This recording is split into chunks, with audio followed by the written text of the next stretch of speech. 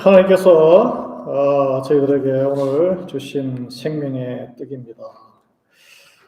하나님의 말씀은 요한 1서 4장 7절에서 21절입니다. 여러분 성경을 펴시고 가정에 성경이 없으신 분은 전화기 앱으로도 받으시고 필요하신 분은 저에게 주문해 주십시오. 큰 글자 성경. 신약 성경 392면에 있습니다. 우리 함께 쭉 읽도록 하겠습니다. 조금 긴데요. 또박또박 천천히 읽겠습니다. 사랑하는 자들아, 우리가 서로 사랑하자. 사랑은 하나님께 속한 것이니 사랑하는 자마다 하나님으로부터 나서 하나님을 알고 사랑하지 아니하는 자는 하나님을 알지 못하나니 이는 하나님은 사랑이심이라. 하나님의 사랑이 우리에게 이렇게 나타난 바 되었으니 하나님이 자기의 독생자를 세상에 보내심은 그로 말미암아 우리를 살리려 하심이라. 사랑은 여기 있으니 우리가 하나님을 사랑한 것이 아니요 하나님이 우리를 사랑하사 우리 죄를 속하기 위하여 화목 제물로 그 아들을 보내셨음이라. 사랑하는 자들아, 하나님이 이같이 우리를 사랑하셨은즉 우리도 서로 사랑하는 것이 마땅하도다. 어느 때나 하나님을 본 사람이 없어되 만일 우리가 서로 사랑하면 하나님이 우리 안에 거하시고 그의 사랑이 우리 안에 온전히 이루어지느니라. 그의 성령을 우리에게 주심으로 우리가 그 안에 거하고 그가 우리 안에 거하시는 줄을 아느니라. 아버지가 아들을 세상의 구주로 보내신 것을 우리가 보았고 또 증언하노니 누구든지 예수를 하나님의 아들이라 시인하면 하나님이 그의 안에 거하시고 그도 하나님 안에 거하느니라. 하나님이 우리를 사랑하시는 사랑을 우리가 알고 믿었노니 하나님은 사랑이시라. 사랑 안에 거하는 자는 하나님 안에 거하고 하나님도 그의 안에 거하시느니라.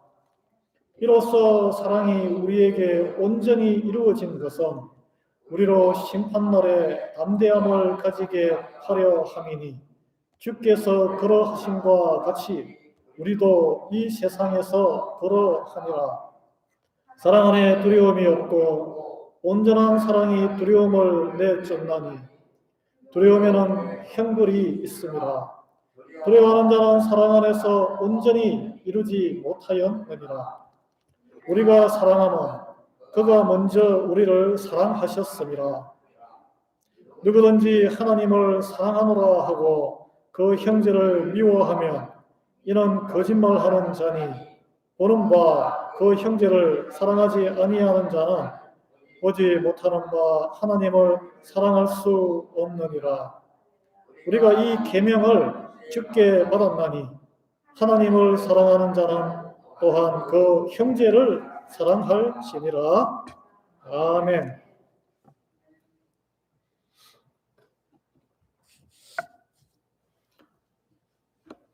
같이 한번 인사 나누겠습니다. 하나님은 사랑입니다. 그러니까 하나님은 사랑입니다. 사랑입니다. 예수님을 이 땅에 보내심으로 인해서 하나님은 사랑인 것을 증명하셨어요. 하나님의 사랑이 무엇인지를 보여주셨습니다. 온전한 사랑이 무엇인지, 어떻게 참된 사랑을 하는 것인지를 알게 하셨습니다. 우리가 하는 세상의 많은 사랑으로 인해서 괴로움을 많이 겪어요. 결국은 죽어가는 우리를 구원하시는 그리스도로 인해서 우리가 참 사랑을 할 수 있는 사람으로 새롭게 태어나게 하셨습니다. 여러분, 오늘날도 여전히 세상에는 사랑하고 싶고 사랑받고 싶어서 소란스러워요. 소셜미디어, 많은 카톡도 있고 소셜미디어가 있습니다. 그 소셜미디어가 세상을 이렇게 인기를 끄는 이유는 제발 나 좀 봐주세요. 나 좀 사랑해 주세요. 이렇게 아우성치는 거예요. 그런데 이런 인간적인 사랑을 외치고 아무리 노래해도 그 안에는 깊은 외로움과 슬픔, 그리고 본의 아니게 상처를 주고 그런 고통이 흔적이 남는 걸 우리가 많이 보고 경험합니다. 물론 지고지순한 아름다운 사랑, 티 없는 사랑, 정말 헌신적인 사랑을 많은 사람이 꿈꾸지만 그것은 그런 소설과 영화가 많죠. 소설과 영화에 많다는 것은 현실적으로 드물거나 힘들다는 것을 말합니다. 그래서 사람들은 다양한 방법의 인간적인 방법의 사랑을 많이 만들어내기도 하고 새로운 걸 시도도 해보는데 그로 인해서 요즘 동성애를 비롯해서 아주 기괴하고 이상한 사랑의 많은 사회 현상이 빚어지고 있어요. 이제 한번 찾아봤는데요.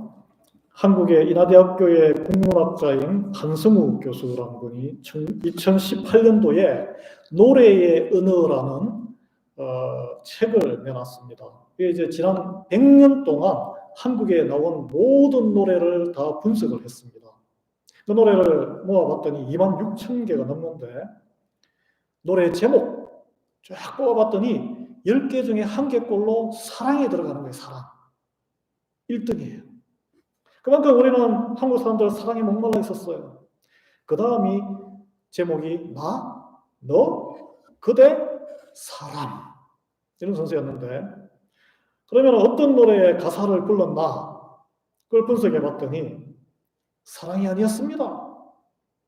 제목은 사랑이었는데 노래 가사에 가장 많이 들어간 단어는 뭐였겠습니까? 나였어요.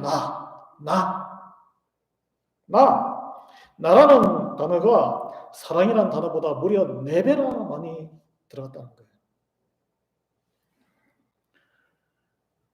그래서 대부분 세상의 사랑 노래는 가사가 슬프고 고통스럽고 한탄스럽고 비극적으로 이렇게 대부분 끝나죠. 사랑을 찾아서 노래했지만 나 중심으로 이렇게 사랑을 찾고 노래하다 보니까 슬픔과 비통과 결국은 죽음에 이르는 사회 찬미 이런 노래도 있고 세상 사랑에는 무엇을 이게 연구 결과가 의미하냐면 나와 너의 사이의 사랑을 생각을 하지 그 안에 하나님이 없다는 거예요.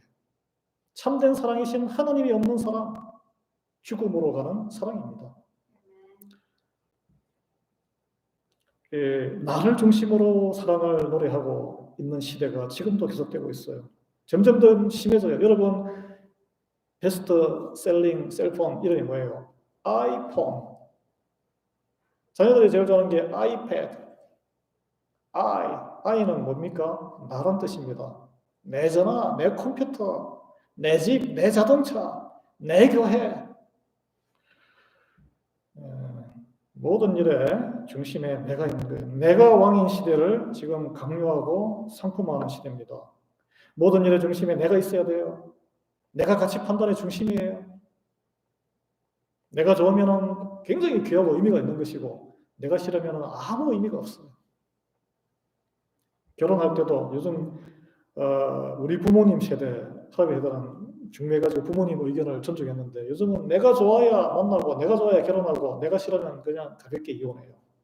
요즘 세태가. 또 한국에서는 자녀를 안 낳아서 지금 인구 소멸 국가로 된다고 걱정이 많은데 도대체 왜 그러나? 180조인가 엄청난 돈을 퍼부어서 해도 애를 안 낳는 거예요. 집값도 너무 많이 뛰고 애 키우기가 돈이 많이 들어서 그런가? 조사를 해봤대요. 그렇게 해봤는데 그게 아니었대요. 그게 아니고 왜 자녀를 안 낳습니까? 신혼부부 여러분, 젊은 여러분. 내 인생 즐겁게 사는데 애가 방해가 된다. 그래서 난 애기 낳기 싫다는 거예요. 그게 첫 번째 이유입니다. 여러분 우리 신앙생활 어떻습니까? 저 목사 내 마음에 안 드네. 말씀이 내 스타일이 아니야. 이 교회 내가 원하는 스타일이 아니네. 저 사람 나랑 안 맞네. 교회 예배 안 나와요. 봉사 안 해요. 교회 떠나버려요. 하나님 말씀도 내가 좋아하는 곡감 빼먹듯이 좋아하는 말씀만 받아요. 그러다가 뭐 하나 부닥치면은 하나님을 기분이 상해서 그냥 버려요. 왜 그러냐? 이 모든 것에는 내가 제일 중요하기 때문에 그런 현상이 벌어진다는 것이에요. 여러분, 그러나 성경은 진리는 나를 사랑하는 것이 구원에 이르는 생명의 길이라고 말하지 않습니다. 나를 십자가에 못 박아 죽여야 그 길이 사는 길이라고 말하고 있어요. 네. 왜냐하면 나를 사랑하면 내 자신을 지금은 좋고 달콤하지만 죽음에 이르게 하는 자살로 가는 길이기 때문에 그래요. 여러분, 나르시즘, 자기를 너무 사랑하는 나르시즘의 어원이 어디에서 비롯된 줄 아십니까? 나르시스라는 사람이 우물에 보니까 자기 얼굴이 너무나 미남인 거예요. 보다가 우물로 빨려들어서 죽었다는 거 아니에요. 나르시즘의 자기 사랑의 결과입니다. 요즘 이제 기사를 보면은 가끔씩 좋은 훈훈한 따뜻한 칭찬받는 뉴스가 가끔 나오죠. 어린애들도 그렇고 불치병에 걸려서 죽으면서 장기 이식으로 다른 많은 생명을 구했다는 그런 좋은 소식이 나옵니다. 그리고 물에 빠진 사람을 구하다가 자기는 죽고 다른 사람은 살리는 뉴스. 지하철에 선로에 뛰어들어서 다른 사람을 구했는데 자기는 죽고 이런 사람은 의인이라 그러죠. 이런 것이 뉴스가 되는 이유는 그렇게 다른 사람을 위해서 자기를 희생하는 그런 사랑이 이 세상에는 드물고 힘들기 때문에 사실 없기 때문에 그렇습니다. 반증 이게 이제 우리 모든 대부분은 나를 사랑한다는 거예요. 뭐 겉으로 드러나는 것은 다른 사람을 사랑하고 하지만 그 안에 배경과 동기에 깊이 들어가 보면 나를 사랑함이 그 안에 깔려 있다는 것입니다.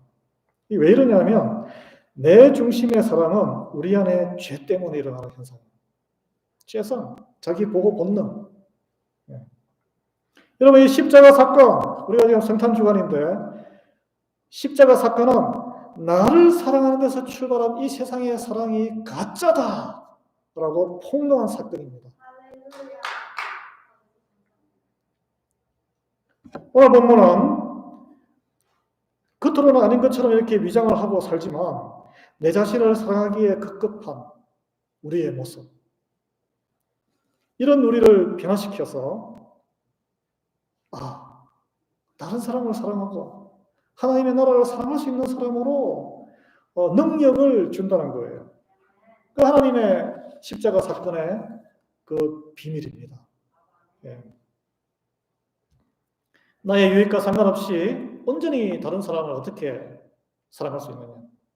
이것은 오늘 본문은 하나님의 속한 사람이 될 때에 가능하다. 하나님의 사랑을 알고 그 사랑에 거할 때, 그 사랑이 내 안에서 역사할 때 그것이 가능하다라고 말씀하고 있어요. 여러분, 하나님의 속한 사람, 예수님은 이것을 포도나무와 포도가지로 비유하셨어요. 붙어 있어야 열매가 주렁주렁 열린다고 우리가 말씀 나누지 않았습니까? 열매 없으면 잘라버리는 농부는 하나님이시고 포도나무는 예수님이시고 가지는 제자들이고 우리도 그 가지 끝에 붙어 있는 거죠. 오늘 사도 요한은 하나님이 우리 안에 거하시고 거한다는 산다는 이야기예요. 우리가 하나님 안에 산다는 서로 같이 산다는 개념을 설명하고 있습니다. 서로가 서로에게 들어가서 함께 사는 것을 동거 또는 한 식구라고 해요. 식구. 우리는 하나님 집안에서 사는 한 식구예요. 15절에 보면 어떻게 그걸 살 수 있느냐? 누구든지 예수를 하나님의 아들이라 시인하면 하나님이 그의 안에 거하시고 그도 하나님 안에 거하시느니라. 예수님을 구주로 영접하면 그때부터 우리는 하나님의 자녀가, 우리가 흔히 이야기하는 한 식구가 돼요. 한 식구가 되면 여러분 어떻게 하세요? 한 식구.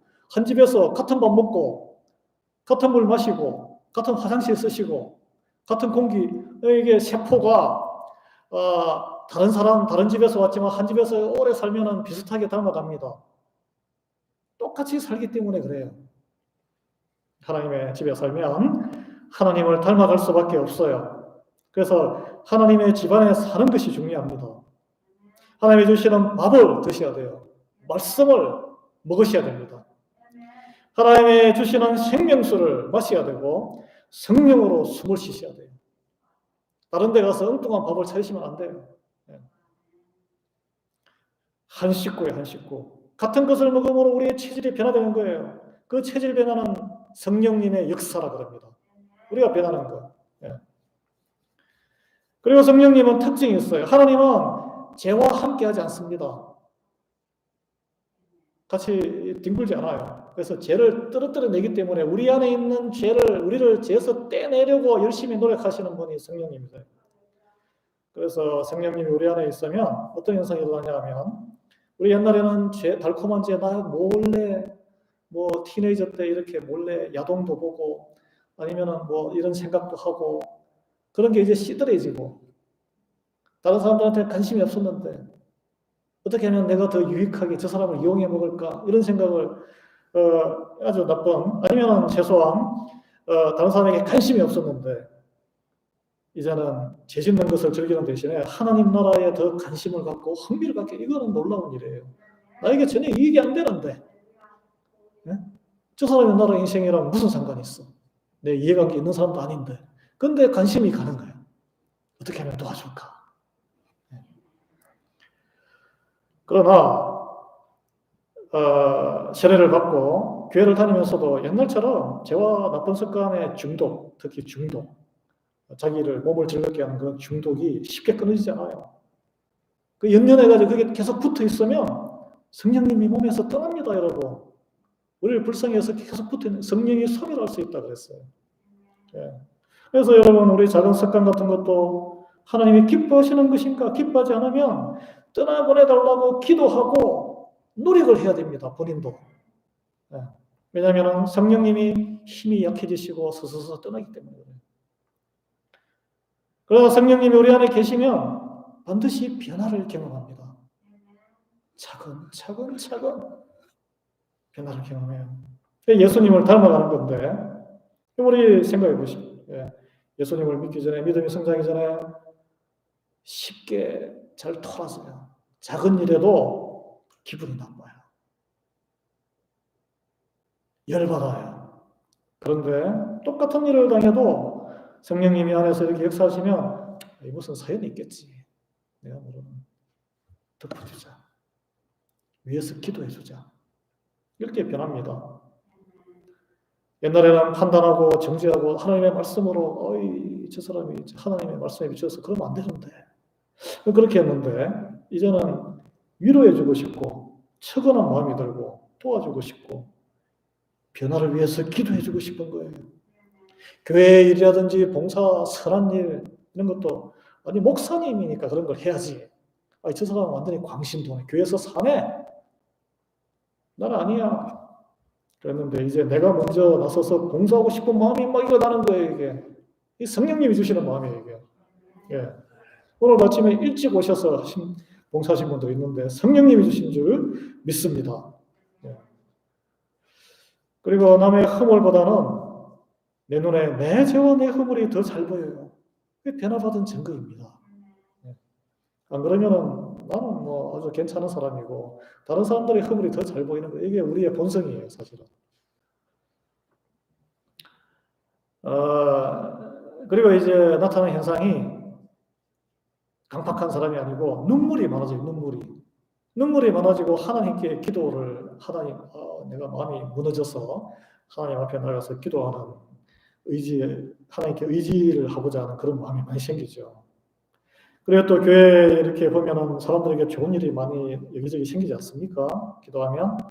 옛날에는 부러워서, 나도 저 사람보다 못한 게 없는데 그러면서 막 억울하기도 하고 시기하고 질투도 나지만 이제는 기뻐요. 내일처럼. 축하할 일이지. 축하해줘야지. 선물이라도 하나 사줘야지. 이런 마음이 생긴다는 것입니다. 저는 여러분들이 모두 그런 분인 줄 믿습니다. 그리고 또 살다 보면 안 좋은 일이 생깁니다.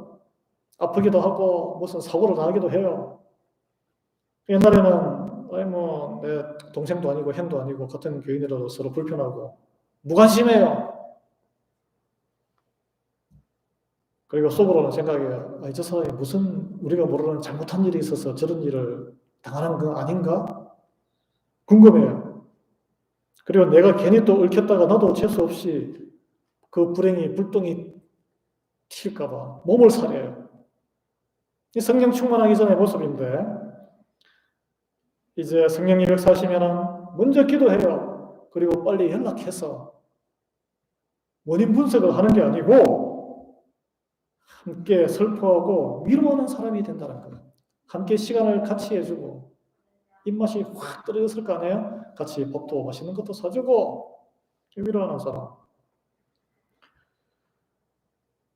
이것이 하나님의 사랑에 힘입어 우리가 알 수 없는 하나님의 사랑의 능력을 하는 사람으로 변해가는 성도의 모습이란 것입니다. 저도 그런 과정 겪었고, 오늘 여기 앉아 계신 분들 아마 그런 그 과정을 많이 경험하셨을 거예요. 우리는 아직도 멀었어요. 가는 중이에요. 사도 바울은 로마서 12장 15절에서 즐거워하는 자들과 함께 즐거워하고 우는 자들과 함께 울라고 했습니다. 이게 이제 서로 사랑하는 모습이에요.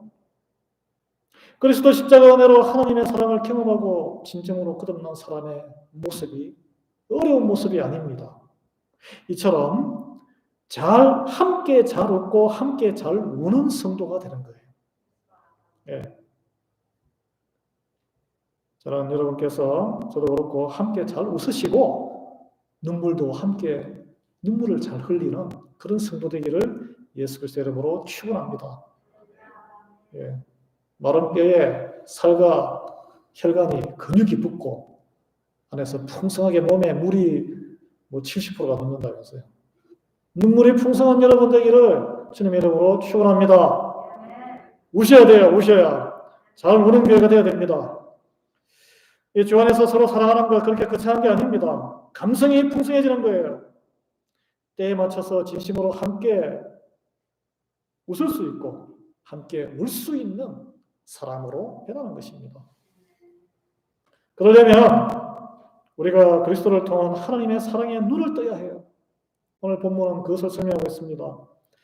그리스도 십자가의 사랑의 은혜를 경험하고 거기에 대한 감사함이 있어야 돼요. 감사함. 예. 그래서 우리가 서로에 대해서 눈을 뜨고 품고 사랑하는 사이로 변한다는 것이죠. 예. 여러분, 하나님의 사랑을 경험하면서 우리는 새로운 사랑에 눈을 뜨게 됩니다. 여러분, 음식도 그렇잖아요. 맛집, 뉴저지 이런 데 필라 가면은 뉴저지에 맛있는 데가 많을 것 같아요. 인구가 많아서. 어디가 무엇이 맛있는지 여러분 아시잖아요. 가서 먹어봤기 때문에. 먹어본 사람은 무엇이 맛있는지를 압니다. 하나님의 사랑을 경험해본 사람은 하나님의 사랑이 얼마나 풍성하고 얼마나 귀하고 나를 기쁘게 하고 다른 사람들을 기쁘게 하고 내 자신이 할 수 없는 것을 하게 하는지를 안다는 것이죠. 그 하나님의 사랑에 눈을 뜨고 경험을 하셔야 더 이상 우리의 입에서 나를 주장하지 않고 내려놓게 됩니다. 세상은 계속 나를 주장해. 나, 아이폰, 아이패드, 라고 주장하지만 하나님은 제발 너 나를 내려놔라. 그래서 말할 때 내 생각에는 내가 좋아하는 것은 내가 아는 하나님은 이랬는데 내 말 좀 들어보소. 나도 말 좀 하자. 이런 식으로 내가 주가 되는 말이 입에서 사라진다는 거예요. 내 생각보다 내 생각을 내려놓고 하나님이 기뻐하시는 것은 무엇일까? 그걸 좀 더 깊이 생각하는 사람으로 변해가는 내 모습을 바라보고 가끔씩 놀라는 거예요. 저는 여러분이 다 스스로의 모습을 바라보면서 매일 놀라시기를 축원합니다. 저도 매일 놀라고 싶어요. 매일 실망하는 게 아니라. 사랑의 관점이 내 중심에서 하나님 중심으로 바뀌게 되는 것을 말합니다. 이게 바로 성령님의 역사예요. 그래서 사도 바울이 이걸 어떻게 표현했냐면 고린도전서 15장 31절에 나는 날마다 죽노라. 십자가에 못 박힌다는 게 이거예요. 이거. 내가 죽는 게 뭐예요? 이게 매일 자살하는 게 아니고 사랑의 관점이 내 중심에서 하나님 중심으로 바뀌는 걸 이야기해요. 그래서 그렇게 되면 고린도전서 13장 15절에 사랑절에 보면 모든 것을 참고 모든 것을 믿고 모든 것을 바라고 모든 것을 견디게 된다. 어떻게 모든 걸 다 그렇게 해요? 로봇도 아니고. 여러분, 우리는 얼마나 지금 참고 있고 얼마나 믿고 얼마나 바라고 얼마나 견디고 있습니까? 또 한번 가슴에 손을 얹고 한번 솔직하게 말하실 필요 없어요. 생각해 보세요. 솔직히 이야기해서 내한테 편하면은 골라서 참고 내가 원하는 것만 싹 말하고 내가 버틸 만한 것만 견디고 있지 않습니까? 집안일이든 교회일이든. 여러분, 그것은 내 사랑이에요. 내 사랑. 하나님 사랑을 입은 그리스도인의 사랑이 아닙니다. 그렇죠. 우리가 이렇게 온전하지 않아도 그 하나님 사랑을 사모하며 그것을 향해 매일 작은 것부터 결단하고 걸어간다면 고린도전서 13장에 나오는 그 하나님의 사랑이 우리에게 조금씩 이루어짐을 믿습니다. 그게 차이예요. 우리는 포기하지 않아요. 그것이 하나님의 약속이에요. 고린도전서 13장 3절 6절에 그 하나님의 사랑을 입은 성도가 앞으로 우리에게서 드러나게 될 사랑을 이야기하고 있어요. 오래 참을 수 있게 되고 온유하게 되고 성격이 막 하는데 쫙 물에 젖은 배추처럼 소금에 젖은 배추처럼 착가랑게 되고 시기하지 않고 자랑하지도 않고 교만하거나 무례 행하지 않고 자기 이익을 추구하지 않고 성내지 않고 악한 것을 생각하거나 불의한 것을 생각하지 않는다라고 했습니다. 저희 가운데에 설문조사할 때 0에서 10까지 이렇게 선택하라고 그러잖아요. 이거 다 자기 스스로 알 거예요. 이제 0에서 쭈쭈쭈쭈 올라가는 거예요. 이렇게 10까지. 그게 성도의 삶입니다. 우리가 이런 사랑의 능력을 할 수 있는 사람, 0에서 3까지 머무는 것이 아니라 7, 8, 9, 10까지 올라가고 싶은 마음이 있잖아요. 그 마음을 하나님은 귀하게 여기신다는 것입니다. 예. 우리가 하나님께서 이런 사랑을 하는 우리 사람으로 빚어주실 것을 우리는 믿습니다. 그 믿는 것이 성도예요.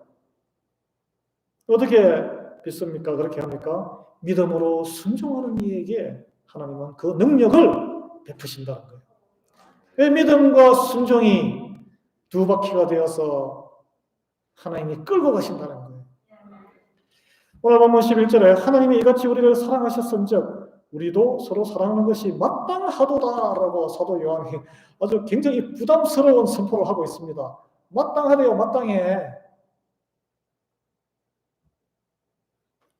과연 우리는 이렇게 서로 사랑하고 있는가?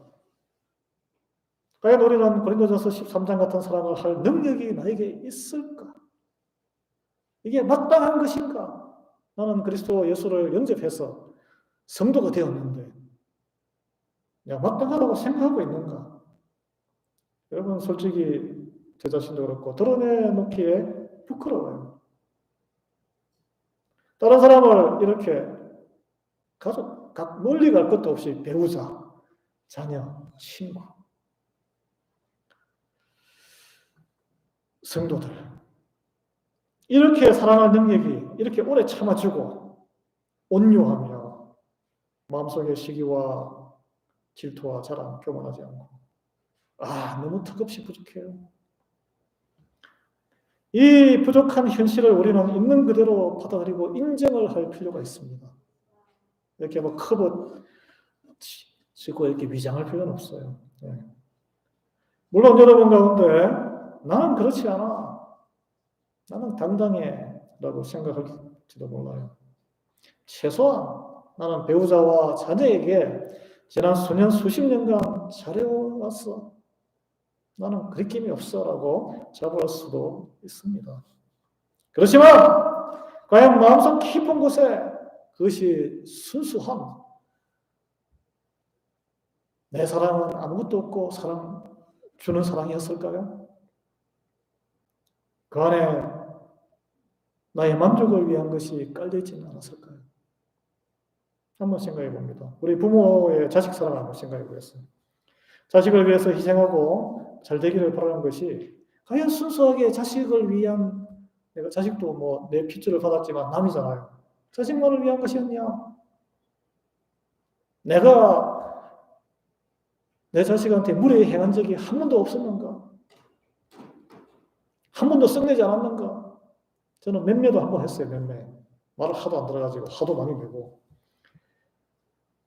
겉으로는 모두 너 잘되라고 이러는 거야. 여단치면서 혹시 마음속 깊은 곳에 내 가정의 자존심, 너를 통한 내가 욕먹으면 안 되니까 너 때문에 나의 인생에 이루지 못한 나의 보람, 내 성취감을 그 야망이죠. 야망. 바닥에 숨겨놓고 그것 때문에 혹시 그런 건 아닐까? 여러분 사실 그 자식 사랑은 동물들이 더 잘합니다. 동물들이 더 잘해요.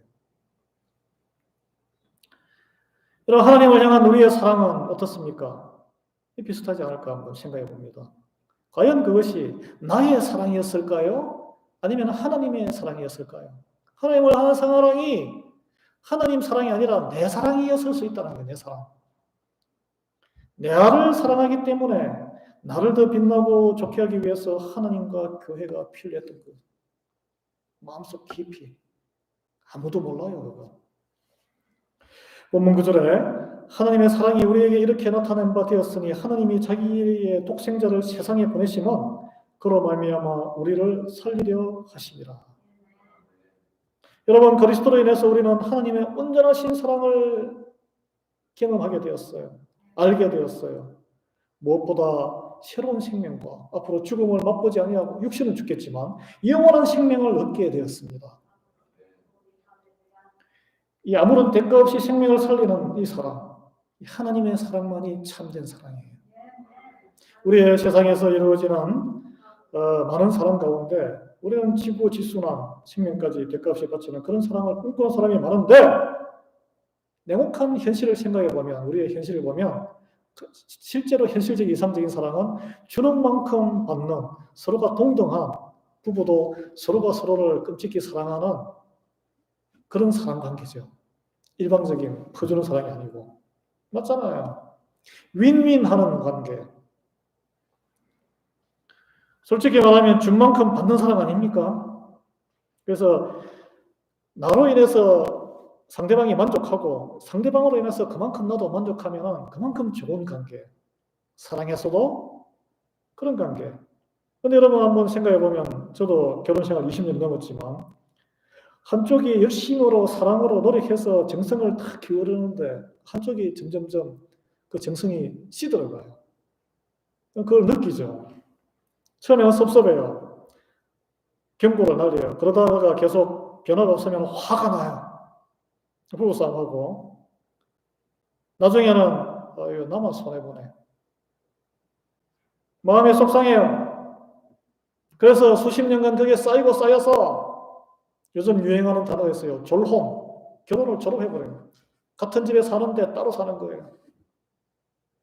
또는 더 나아가서 은퇴한 이후에 이혼해버려요. 그냥 황혼, 이혼. 이 세상의 현상입니다. 세상이 원하는 윈윈의 사랑을 형성하지 못했기 때문에 그래요. 최소한. 여러분 그렇지만 이 하나님의 십자가의 사랑은 세상에서 현실적으로 가장 이상적으로 보는 우리가 좋아하는 윈윈의 사랑, 서로가 서로를 끔찍히 섬기는 그런 사랑이 아닙니다. 놀라운 일이에요. 하나님의 사랑은 전문 용어로 쓰면 제로섬 게임과 같은 관계의 사랑이에요. 제로섬. 한쪽은 빵! 한쪽은 100개 다 가지는 거예요. 이렇게. 50% 50%를 가지는 이 사랑이 이 지상에서는 가장 이상적인 사랑이라고 하는데 하나님의 사랑은 한쪽은 모든 걸 잃어버리고 한쪽은 다 가져가는 거예요. 일방적이에요. 목숨까지 내줘요. 이런 불공평한 사랑이 온전한 사랑, 하나님의 사랑, 그리스도의 사랑, 우리를 향한 사랑, 우리가 또 그것을 본받아서 했으면 하는 그런 사랑을 할 수 있는 능력을 주는 그리스도의 이 땅에 오신 사랑이라는 거예요. 10절에 하나님이 우리를 사랑하사 우리 죄를 속하기 위하여 화목제물로 그 아들을 보내셨습니다. 하나님께서 야 내가 네 아들 주고 너를 보냈으니까 너는 이만큼 돌려줘야 돼 이렇게 말씀하지 않으세요. 우리 죄 때문에 우리를 살리려면 하나님과 화목해야 하는 제물로 유일한 아들 예수님 우리에게 보내시고 목숨값을 희생하실 수밖에 없었어요. 그것이 우리를 향한 하나님 사랑이었습니다. 사랑은 그렇게 하는 것이라고 우리에게 보여주시고 가르치시는 거예요. 이것은 여러분 사랑의 혁명이고 새로운 혁명이 사랑이고 사랑의 신세계가 열린 것입니다. 그로 인해서 영원한 생명으로 구원의 문이 열린 거예요. 우리가 원하지도 않았고 어디에서도 얻을 수도 없었고 할 수도 없었던 사랑. 사도 요한은 우리가 그런 사랑을 받았기 때문에 우리가 또 그런 사랑으로 서로 사랑하는 것이 마땅하다고 했는데 어떻게 이것이 가능하냐? 제가 말씀드렸듯이 새로운 것을, 맛있는 것을 경험한 사람은 그것을 계속 찾아갑니다. 새로운 것을, 좋은 것을 경험한 사람은 그 새로운 것을 행하고 옛날 것은 버려요. 폐기처분해요. 경운기를 타고 시장에 왔다 갔다 하던 사람이 버스를 타면 다음부터는 버스를 타고 갑니다. 자가용을 갖게 되면 자가용을 몰고 가겠죠. 자가용을 집에 모셔놓고 버스를 타고 가거나 걸어가는 사람, 아니 경운기를 타거나 걸어가는 사람은 없어요. 여러분 집에 물 탁 틀면은 샤워 뜨거운 물 찬물이 쫙 나오는데 옛날에 어린 시절에 등목 아시죠? 등목 우물가에 물 파가지고 그럼 우리 마당에 가서 우물을 삽으로 파가지고 등목 여름철에 등목 하겠다고 그렇게 하는 사람이 누가 있습니까 지금? 비유하는 거예요 비유. 새로운 사랑, 이 새로운 사랑을 경험하면 우리는 새로운 사랑을 갈망하게 됩니다. 갈망하게 돼요. 사랑에 대한 관점과 방법이 바뀌게 돼요. 그런데 이게 자연스럽게 이루어지는 게 아니란 거예요. 우리 안에 어떤 변화의 능력이 있어야 변해야만 가능하다는 거예요. 이게. 네. 어떻게 변해요? 어떻게? 우리는 준 만큼, 투자한 만큼 100%는 안 돌아와도 최소한 성의가 보여야 기분이 안 상해요. 그 최소한의 선이 있습니다. 선이. 있잖아요. 최소한의 예의. 말이라도 감사합니다 한마디 해야 기분이 안 돌아가지고 시험이 안 들죠. 네. 그걸 잘 아는 사람이 교회 문화에 익숙한 사람, 세상에 예의가 있는 사람이죠. 그런데 하나님의 이 사랑은 이 최소한의 선을 지워 없애는 거예요. 아예 본전 생각하지 말고 기대도 하지 말고 간도 쓸개도 없는 인간이 되어야 한다라고 말씀하는 것 같습니다. 이 불가능한 이 변화를 주도하는 것이 성령입니다. 그리고 그리스도에 대한 우리의 믿음이 있을 때 가능한 일이라고 본문은 말합니다. 성령의 감동이 있어야 우리는 하나님의 구원의 사랑을 깨닫게 되고 십자가 대속의 은혜를 깨닫고 믿게 되고 그 믿음으로 내가 주었던 것에 대해서 본전 생각을 하는 것이 얼마나 허망하고 교만하고 하나님을 욕되게 하는 것인가 그것을 알게 된다는 거예요. 이게. 예. 그래서 세상이 나를 알아주지 않아도 내가 무시당하고 조롱당해도 자존감이 흔들리지 않습니다. 여러분. 은혜 받은 사람, 감사하는 사람은 하나님이 나를 아시기에 구원에 대한 확신의 믿음이 있기 때문에 자존심이 상하지 않아요. 그런 여러분 모두 그런 분이 되기를 예수 그리스도로 축원합니다. 이 믿음이 있어야 돼. 믿음만이 옛날과 다른 하나님의 사랑을 할 수 있는 사람으로 만들어갑니다.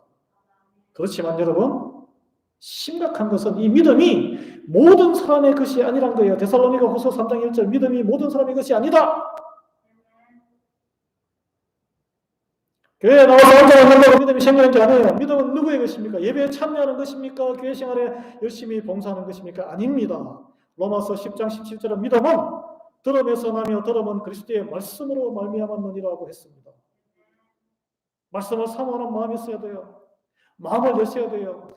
귀를 기울이셔야 됩니다. 그냥 예배 와서 시간 때우셔 가면 안 된다는 이야기예요.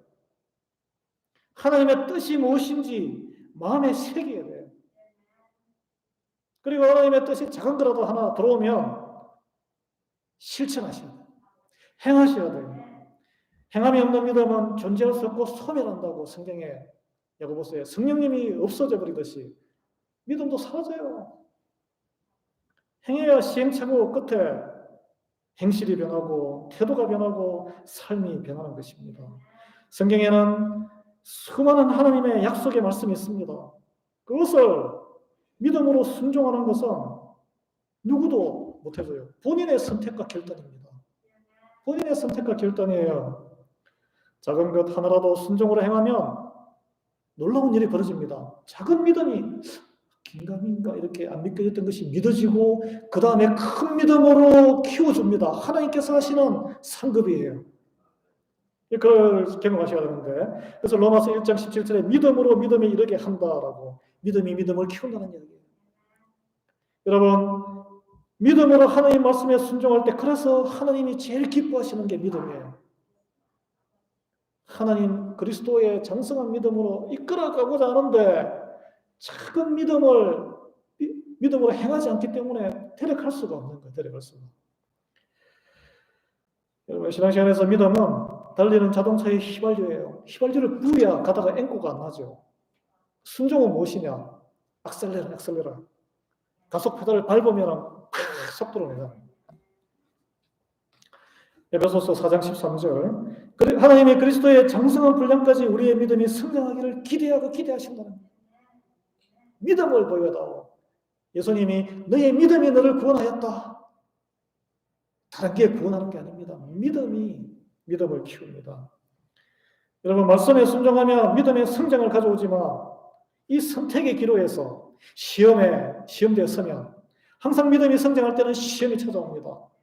그 시험이 찾아올 때 우리가 선택을 잘해야 돼요. 순종의 선택을 해야 돼요. 과거로 편한 것으로 돌아가 버리면 무엇이 우리 안에서 확 퍼지냐면 욕심의 고삐가 풀립니다. 욕심의 고삐가 풀리면 죄가 자라게 돼요. 야고보 1장 15절에 욕심이 잉태한 적 죄를 낳고 죄가 장성한 적 결국은 사망을 낳는다. 성령님이 죄를 예수님이 그리스도의 보혈로 없앴는데 조그만 믿음의 시험대에 샥 돌아서 가니까 눌려있던 지워졌던 욕심이 다시 싹 들어와서 과거의 사람으로 돌아가는 거예요. 하나님은 안타까워합니다. 여러분 가운데 혹시 그런 시험 앞에 놓여 있는 분이 계십니까? 오늘 우리 온라인으로도 들으시는 분들, 육신을 내 편한 것을 추구하지 마십시오. 사망의 길입니다. 믿음으로 말씀의 순종을 선택하십시오. 나를 기쁘게 하기보다는 하나님을 기쁘시게 하는 것이 무엇인가를 찾으시기 바랍니다.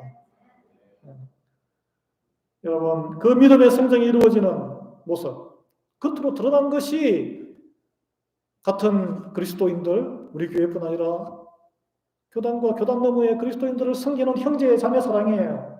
이웃 사랑은 비기독교인들, 지역사회와 선교, 사랑하는 것입니다. 그 동기가 순수해요. 동기가.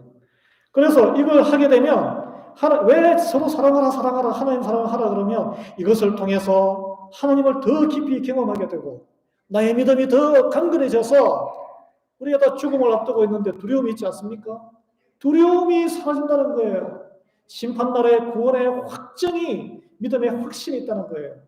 여러분, 오늘날 많은 이들이 예수님을 영접하고서 거기서 딱 스탑해가지고 하나님을 기쁘시게 하는 삶을 사는데 애쓰지 않는 삶을 살아갑니다. 본인도 구원받았나 안 받았나 긴가민가 해요. 믿음이 성장이 안 되니까. 하나님께서는 오늘 17절에 심판날에 담대함을 갖게 하신다고 했어요. 하나님의 사랑 안에는 두려움이 없다고 했어요. 여러분, 세상 사랑 온갖 걱정거리 가져옵니다. 하나님 사랑 모든 두려움을 제거하고 죽음의 두려움의 그 강을 넘게 합니다. 우리가 하나님 사랑으로 서로 사랑할 때 하나님을 더욱 깊이 알고 깨닫고 경험하기 때문에 그렇습니다. 여러분, 믿음이 더욱 성장하기 때문에 하나님의 온전한 사랑으로 인해서 최후 심판의 구원의 확신이 더 확고해지는 거예요. 여러분, 이 온전한 사랑, 믿음을 키우시기를 주님의 이름으로 축원합니다. 그다음에 말씀을 뜨겁게 사모하십시오. 귀를 기울여서 들으십시오. 들으신 말씀을 하나라도 행동에 옮기기에 힘쓰십시오. 이 믿음이 사라져가는 이 시대에 우리는 더욱더 형제 자매를 사랑하고 우리 교회뿐 아니라 밖에 교단과 교단 밖에 선교까지 지역사회도 어려움에 있어요 지금. 예. 이웃사랑에 열심을 내시기 바랍니다. 이 성탄 주간을 맞이해서 형제 이웃을 향한 하나님의 사랑을 은밀하게 실천하십시오. 아무도 모르게. 예. 하나님께서 크게 기뻐하실 줄 믿습니다. 예. 기도하겠습니다.